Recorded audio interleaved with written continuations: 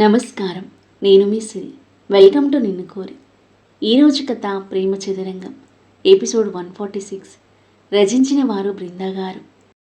ఇక కథలోకి వెళ్తే సరదా కబుర్లతో నవ్వులు చిందిస్తూ ఆనందంగా తింటున్న కొడుకులు కోడళ్ళు ఫ్యామిలీ అందరినీ చూసి విష్ణువర్ధన్ భువనేశ్వర్ల మనసులు నిండిపోయాయి. కలహాలు తొలగి కుటుంబం అంతా ఒక్కటైపోయినందుకు వారి హృదయాలు అమితమైన నిశ్చింత చేరగా పెదవులపై సంతృప్తికరమైన చిరునవ్వు చేరింది. ఒకరినొకరు చూసుకుని హ్యాపీగా నవ్వుకుని అందరినీ మురిపంగా చూస్తూ తింటూ ఉన్నారు విష్ణువర్ధన్ భువనేశ్వరి. సాయంత్రం 5 గంటలు. అదో బర్త్డే ఏర్పాట్లు ఘనంగా జరుగుతున్నాయి. ఇల్లు గార్డెన్ మొత్తం లైట్స్ ఫ్లవర్స్తో సర్వాంగ సుందరంగా ముస్తాబు చేసి ఇంటి ముందు గార్డెన్లు కళ్ళు మిరిమిట్లు గొలిపే బ్రహ్మాండమైన డెకరేషన్తో తీరొక్క వెరైటీతో విందు భోజనం ఏర్పాటు చేశారు. బంధువులు, ఫ్రెండ్స్, సన్నిహితులు, అదో ఇషు ఇద్దరి ఆఫీస్ స్టాఫ్తో పాటు ఇషు ఫౌండేషన్ సభ్యులు, అనాథ పిల్లలు అందరూ విచ్చేశారు. వాళ్ళందరినీ రిసీవ్ చేసుకుని అదవ్ కోసం తమ రూమ్లోకి వచ్చింది ఇషు. ఏం చేస్తున్నారు ఈ హీరో అనుకుంటూ మెల్లిగా డోర్ ఓపెన్ చేసింది. రెడీ అయిపోయి మిర్రర్ ముందు నిలబడి క్రాఫ్ సెట్ చేసుకుంటున్నాడు అదవ్. గోల్డెన్ కలర్ షేర్వాణిలో రాజకుమారుడిలా ఎంతో హ్యాండ్సమ్గా మెరిసిపోతున్న అదవ్ నుండి చూపు తిప్పుకోలేకపోయింది ఇషు. చేతులు కట్టుకొని డోర్ను ఆనుకొని అలాగే చూస్తుండిపోయింది. బాడీ స్ప్రే చేసుకుంటూ ఇషుని గమనించి తన వైపు తిరిగాడు అదవ్. ఏయ్ దొంగ, నువ్వెప్పుడొచ్చావే అడిగాడు ఆమె దగ్గరికి అడుగులు వేస్తూ. ఇందాకే వచ్చాను, కానీ ఇంత అందంగా ఉన్నావేంట్రా, నా దిష్టి తగిలేలా ఉంది అని అతని చుట్టూ చేతులు తిప్పి మెడికలు వచ్చింది. అదవ్ నవ్వుతూ చూశాడు. నిజంగానా? ఆమె భుజాల మీద చేతులు వేస్తూ అన్నాడు. హా, నిజంగానే. తన కంటి కాటుక చిటికని వేలితో తీసి చెవి వెనుక దిష్టి చుక్క పెట్టింది. తన చేష్టలను దరహాసంతో మురిపంగా చూస్తూ. నాకన్నా ఎక్కువగా నీకు తగులుతుంది దిష్టి, క్యూట్ ఏంజిల్లా ఉన్నావు ముద్దుగా అంటూ ఆమెకు ముద్దు ఇవ్వబోతుంటే టక్కున వెనక్కి జరిగింది ఇషు. మీ ముద్దు మురిపాలు తర్వాత, కింద అందరూ వెయిట్ చేస్తున్నారు, వెళ్దాన్రా అనేసరికి చిన్నగా నవ్వుకొని ఆమెతో పాటు కింద కదిలాడు. జంటగా వస్తున్న వాళ్ళిద్దరూ కన్నుల పండుగగా కనిపిస్తుంటే మురిపంగా చూస్తూ ఉండిపోయారు ఫ్యామిలీ అంతా. హ్యాపీ బర్త్డే అంటూ ప్రేమ్, పూజ అదవ్ను చుట్టేశారు. వాళ్ళకి థ్యాంక్స్ అంటూ చిరునవ్వుతో బదులిచ్చి అందరితో పాటు బయటికి కదిలాడు అదవ్. బయటికి అడుగు పెట్టగానే హ్యాపీ బర్త్డే సార్ అంటూ ఇద్దరి ఆఫీస్ స్టాఫ్ ముక్త కంఠంతో హోరెత్తిన అరుపులు ఆకాశాన్నంటాయి. చిక్కటి నవ్వు అదవ్ పెదవులపై. థ్యాంక్ యూ సో మచ్ వాళ్ళ ఎనర్జీతో సమానంగా తాను నవ్వుతూ అంటూ పరుగులాంటి నడకతో స్టేజ్ పైకి చేరుకున్నాడు. అందరి కోలాహలం మధ్య, కుటుంబ సభ్యుల ఆనందాల మధ్య, ఫైర్ క్రాకర్స్ వెలుగుల మధ్య సంబరంగా అదవ్ కేక్ కట్ చేస్తుంటే పార్టీ పాపస్ బ్లాస్ట్ చేస్తూ ఇషు, ఆనంద్, ప్రేమ్ వాళ్ళు సందడి చేశారు. కేక్ కట్ చేసి ఫస్ట్ పీస్ భువనేశ్వరికి తినిపించడంతో ఆమె మనసు ఎంతగానో మురిసిపోయింది. కొడుకుకు ప్రేమగా తినిపించింది. తండ్రి, తరువాత ఇషు, ఆ తర్వాత ఫ్యామిలీ, ఫ్రెండ్స్ ఒక్కొక్కరుగా అదవ్కు కేక్ తినిపిస్తుంటే తిరిగి వాళ్ళకి తినిపిస్తూ ఆ హ్యాపీ మూమెంట్ని హ్యాపీగా సెలబ్రేట్ చేసుకున్నాడు. పార్టీ మొదలైంది. డ్రింక్స్ చేసేవాళ్ళు చేస్తున్నారు, భోజనం చేసేవాళ్ళు చేస్తున్నారు.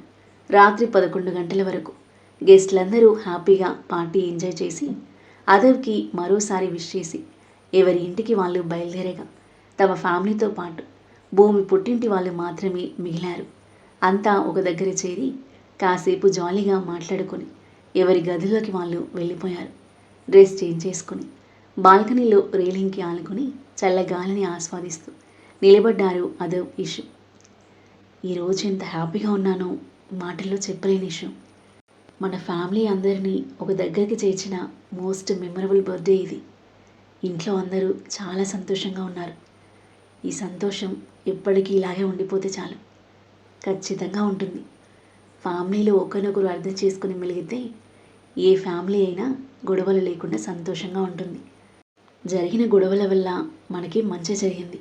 కొంతకాలం బాధపడినా ఇప్పుడు లైఫ్ లాంగ్ ఎలాంటి గొడవలు లేకుండా అందరం ప్రేమాభిమానాలతో సంతోషంగా కలిసిమెలిసి ఉంటాం అంది ఇషు అతని భుజంపై తలవాల్చుతూ. సాలోచనగా తలాడిస్తూ, పద లెట్స్ స్లీప్. ఆమె చెయ్యందుకొని లోపలి కదిలాడు అదవ్. Once again happy birthday, love you so much. అతని పెదవులపై గాఢమైన ముద్దిచ్చి ఇషు బెడ్పై వాలిపోగా ప్రేమగా చూస్తూ ఆమె పక్కన చేరి తనని బిగి కౌగిలిలో బంధించి హాయిగా నిద్రకు ఉపక్రమించాడు అదవ్. మార్నింగ్ 7 గంటలు. ఫ్రెష్ అప్ అయిపోయి కిందకొచ్చిన అనంత్ భూమి గార్డెన్లో ఉన్న అందరి దగ్గరికి వెళ్ళబోతూ అప్పుడే గదిలో నుండి బయటకొచ్చిన భువనేశ్వరి పిలుపుకి ఆగి తన వైపు చూశారు. వాళ్ళ దగ్గరికి అడుగులు వేసింది భువనేశ్వరి. భూమికి ఇంకో వారంలో 5వ నెల రాబోతుంది కదా, సీమంతం కోసం పంతులు గారిని కనుక్కున్నాను. 15 రోజుల్లో మంచి రోజుంది. అనంత్ భూమి వైపు నవ్వుతూ చూస్తే బ్లష్ అవుతూ చిన్నగా నవ్వింది భూమి. 15 రోజులే కదా ఉంది. చెన్నై వెళ్ళడం మళ్ళీ రావడం అటు ఇటు తిరగడం అంటే భూమికి ఇబ్బంది కదా. అప్పటి వరకు సులోచన తీసుకువెళ్తాను అంటుంది. మీరేమంటారు? భూమి వైపు చూశాడు అనంత్. ముడుచుకుపోయిన తన మోము చెప్పకనే చెప్తుంది తనకి ఇష్టం లేదని. కోడలి మొహంలోని భావాలు అర్థం చేసుకుని చిన్నగా నవ్వింది భువనేశ్వరి. మీరు మాట్లాడుకొని ఏ విషయమైంది చెప్పండి. భూమి, వెళ్ళడం వెళ్ళకపోవడం నీ ఇష్టం, ఏదైనా మాకు ఓకే. ఆమె చుబుకం పట్టుకుని చెప్పి ఇద్దరిని మురిపంగా చూసి నవ్వుకుంటూ భువనేశ్వరి గార్డెన్లోకి వెళ్ళగా భూమి వైపు తిరిగాడు అనంత్. మమ్మీ చెప్పింది కరెక్టే కదా, 15 రోజులకే జర్నీ ఎందుకు, సీమంతం వరకు మీ ఇంట్లో ఉండు. అనంత్ మాటలకు మూతి ముడుచుకుని సైలెంట్గా చూస్తుంది భూమి. ఏమైంది, వెళ్ళవా? అడ్డంగా తలాడించింది. ఎందుకు? నన్ను ఒంటరిగా వదిలేయాలి అంటే భయమా? భయం కాదు, బాధ. మిమ్మల్ని ఒంటరిగా వదిలేసి నేను ఇక్కడ ఉండలేను. ఒంటరిగా ఎందుకుంటాను? అదే వాళ్ళు ఉంటారుగా, నాకేం ప్రాబ్లం లేదు. నువ్వు ఇబ్బంది పడకూడదని నా బాధ. మీ వాళ్ళతో కూడా ఉన్నట్టుంటుంది. వెళ్ళు, 15 రోజులే కదా. అలాగే చూస్తుంది భూమి. సరే, నీకు ఇష్టం లేకపోతే వద్దు. ఇన్ఫ్యాక్ట్ నువ్వు లేకుండా నేను కూడా ఉండలేనేమో. ఇప్పటి వరకు ఎప్పుడూ ఉండలేదు కదా. అనంత్ మాటలకు భూమి పెదాలు విచ్చుకున్నాయి. అయితే వెళ్ళను అంది చిరునవ్వు చిందిస్తూ. ఆమె నవ్వులో అతనిపై ప్రేమ తెలుస్తుంటే మురిసిపోతూ చిన్నగా నవ్వుకున్న అనంత్ అలాగే అంటూ ఆమె చెయ్యందుకొని అందరి దగ్గరికి కదిలాడు.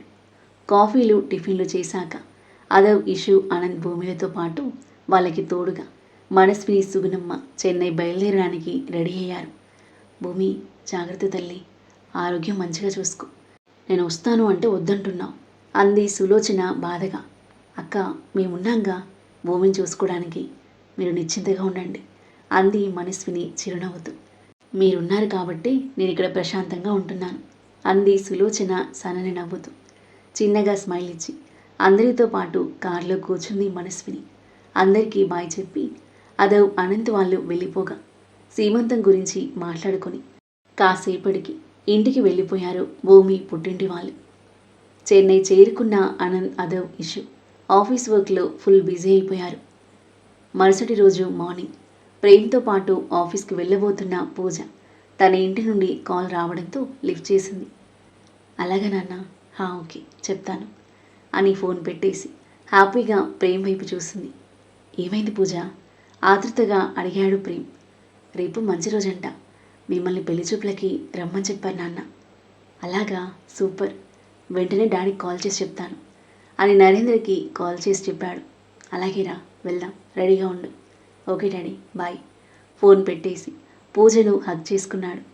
ఆఫీస్ నుండి త్వరగా వచ్చి నేను ఇంటి దగ్గర డ్రాప్ చేస్తాను.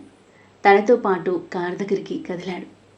అలాగే అంటూ కార్లో కూర్చుంది పూజ.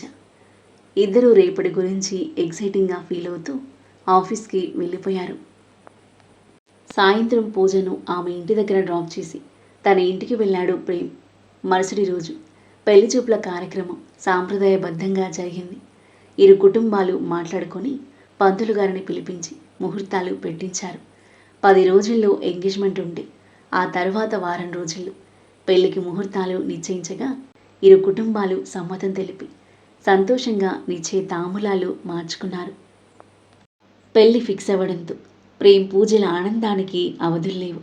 వెంటనే అదవ్, ఇషులకి ఫోన్ చేసి చెప్పారు. ఎంతో హ్యాపీగా ఫీల్ అయ్యారు అదవ్, ఇషు. ఇద్దరూ ఆఫీస్ తర్వాత చెట్టా పట్టాలేసుకుని హ్యాపీగా షికార్లు చేస్తూ ఎంగేజ్మెంట్కి పెళ్ళికి షాపింగ్ చేస్తూ ఒకరితో ఒకరు జాలీగా సమయం గడుపుతూ వారి ప్రేమ ప్రయాణాన్ని హాయిగా ఎంజాయ్ చేస్తున్నారు ప్రేమ్ పూజ. 10 రోజులకు దగ్గరి బంధువులు సన్నిహితులతో పూజ ప్రేమ్ల ఎంగేజ్మెంట్ అట్టహాసంగా జరిగింది. అదవ్ ఇషు అనిక సామ్రాట్లతో పాటు అదవ్ వాళ్ళ కాలేజ్ వాళ్ళు విచ్చేసి సందడి చేశారు. ఎవరికీ తెలియకుండా సీక్రెట్గా ప్రేమించుకొని పెళ్లి చేసుకుంటున్న ప్రేమ్ పూజలను తమ క్లాస్మేట్స్ అందరూ ఫుల్గా టీజ్ చేశారు. నిశ్చితార్థ కార్యక్రమం చూసుకొని మళ్ళీ వెంటనే చెన్నై వెళ్ళిపోయి తమ పనుల్లో పడిపోయారు అదవ్ ఇషు. అదవ్ ఎంత చెప్పినా పట్టు విడవకుండా త్వరగా కంప్లీట్ చేయాలని లేట్ నైట్ వరకు వర్క్ చేస్తూనే ఉంది ఇషు. 4 రోజుల తర్వాత భూమి సీమంతం వేడుక కోసం తనని తీసుకుని ఇంటికొచ్చేశారు అందరూ. ఆ తర్వాత ఏం జరగబోతుంది, భూమి సీమంత కార్యక్రమం ఎలా జరగబోతుంది, అన్ని జంటల మధ్య ఇలాంటి సన్నివేశాలు చోటు చేసుకోబోతున్నాయి. పూజ ప్రేమ్ల పెళ్లి సందడి ఎలా జరగబోతుంది, పెళ్లి తర్వాత వారి ప్రయాణం ఎలా సాగబోతుంది, ఈ ప్రేమ చదురంగం ఎలాంటి మలుపు తీసుకోబోతుంది, అద్భుతమైన కథనంతో ఊహకందని మలుపులతో మనసును హత్తుకుని సన్నివేశాలతో ఎంతో ఆసక్తిగా సాగి ఈ కథ యొక్క నెక్స్ట్ ఎపిసోడ్ కోసం మన నెక్స్ట్ వీడియో చూడండి. కథ నచ్చితే లైక్ చేయండి. ఈ కథపై మీ అభిప్రాయాన్ని తప్పకుండా కామెంట్ చేయండి. మరిన్ని ఇలాంటి ఇంట్రెస్టింగ్ స్టోరీస్ కోసం మన ఛానల్ని సబ్స్క్రైబ్ చేయండి. Thank you for listening.